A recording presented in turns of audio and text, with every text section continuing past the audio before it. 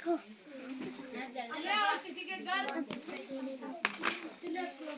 तो यहाँ डाला इस जगह यहाँ को यहाँ नहीं लिखा तुमने यहाँ जान को पहले इधर गलत लिख गए हो गलत लिखा है ऐसे कोई था ऐसे ही तो देखो ना फातिमा बता रही तो देखो ना ऐसे करके ऐसे ऐसे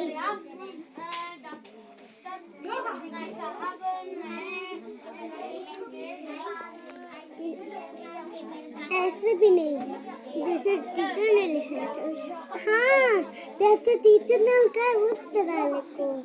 ऐसे ऐसे डालो लाम पहले डालो फिर उसको ऊपर रखो ऐसे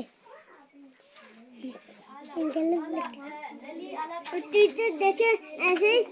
ऐसे करके ऐसे होता है ना फिर अब टीचर काट के दे ऐसे करके ऐसे ये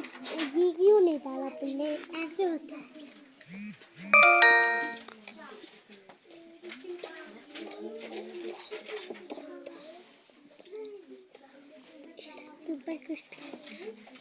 ये वाला यहाँ पे